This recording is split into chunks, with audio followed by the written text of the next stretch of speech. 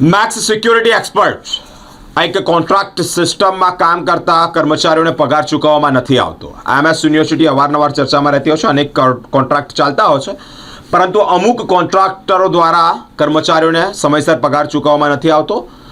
હાથતાળી આપવામાં આવે છે. ફરી એકવાર આ કોન્ટ્રાક્ટર કે જેના નેજા હેઠળ કર્મચારીઓ કામ કરે છે તેઓ તરફથી ફરિયાદ સામે આવી છે. વડોદરાની MS યુનિવર્સિટી ખાતે છેલ્લા 2 વર્ષથી મેક્સ સિક્યુરિટી એક્સપર્ટ નામની એજન્સી દ્વારા સુરક્ષા સેવા આપવામાં આવી રહી છે, પરંતુ છેલ્લા ઘણા મહિનાથી એજન્સીઓને સુરક્ષા કર્મચારીઓને સમયસર પગાર નથી મળતો તેવી ગંભીર પરિસ્થિતિ ઊભી થઈ છે. કર્મચારીઓ જણાવ્યા અનુસાર PF, ECI સહિતના લાભો અંગે પણ કોઈ સ્પષ્ટ માહિતી આપવામાં આવતી નથી.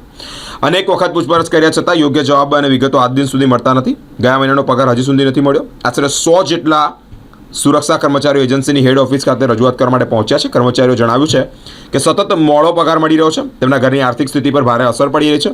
ઘર ખર્ચ ચલાવવું મુશ્કેલ બન્યું છે. અનેક પરિવારજનો મુશ્કેલી અનુભવી રહ્યા છે. તેમની બાકી રકમ જમા નહીં કરવામાં આવે તો તેઓ આવતીકાલથી પણ સુરક્ષા કર્મચારીઓ ડ્યુટી પર હાજર રહેશે નહીં.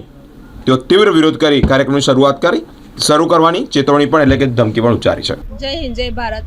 અમે બધા જ મેક્સ સિક્યુરિટીમાં કામ કરીએ છીએ. જેની મેક્સ સિક્યુરિટી આવી છે તેને 15 તારીખ પછીથી જ પગાર થાય છે. ભાગ્યે જ કોઈક વાર 12-13 તારીખે પગાર થઈ જાય છે. અમારો પ્રોબ્લેમ એ છે કે આજે 12, 13 અને 23 તારીખ સુધી જે પગાર અમારો જતો રહે છે એનાથી અમને ઘણી બધી ગૃહસ્થી ચલાવવામાં પ્રોબ્લેમ થાય છે.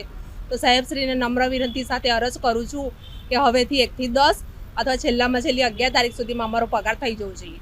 બીજું બધા જ વર્કરોનું એવું કહેવું છે કે અમારો PF 3જા મહિનાથી બંધ છે. જે અંદર જમા થયો છે કે નથી અમને કોઈ જાણ નથી. તો એ PF બી અમારો અમને મળવો જોઈએ અને જમા કરાવવો જોઈએ.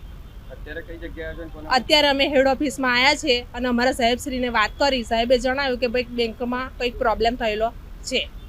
હવે દર વખતે આવું નવું જ હોય છે સાહેબ. એ જણાવે છે કે ભાઈ પ્રોબ્લેમ છે, થોડો છે, ઉપરથી બિલ પાસ નથી થયું. બિલ પાસ થશે એટલે 2-3 દિવસમાં આવી જશે, પણ એવું કંઈ થતું નથી. અને દર મહિને આનો આ પ્રોબ્લેમ ઊભો રહે છે. ગયા મહિને પણ એવું જ હતું અને આ લોકોએ આંદોલન કરેલું. અમે લેડીઝ જોઈન નહોતા થયા, પણ આ બધા માણસોએ આંદોલન કરેલું, પણ તે છતાં હજુ આ મહિને પણ એ સમસ્યા ચાલુ છે. હા, અમે આ વખતે છે ને આંદોલન કરી લેવાના મૂડમાં છે. જો આ સાંજ સુધીમાં પગાર નહીં થાય તો કાલથી કોઈ પણ શિફ્ટ પર કામે જડીશું નહીં. મારું નામ રોય દક્ષાબેનજી. જય હિન્દ, જય ભારત. અમારા રેગ્યુલર પગાર થતો નથી. 15 તારીખની આજુબાજુ પગાર થાય. મેં રૂમ ભાડું, લાઇટ બિલ અમારે કારણ તકલીફ પડશે ને એવું તેવું. ને PF અમારા 5 મહિનાથી જમા થયું નથી હજુ. ને અમારા PF ESIના પૈસા કપાય છે પણ અમને લાભ મળતો નથી. મારા પગમાં એક્સિડન્ટ થયેલો તે બી મને લાભ નહીં મળ્યો. જો મારા રજા પગાર પણ જમા થયો નહીં હજુ. કેટલા મહિનાથી મારે 6 મહિનાથી અમારા રજા પગાર જમા નહીં થયો હજુ. શું નામ તમારું?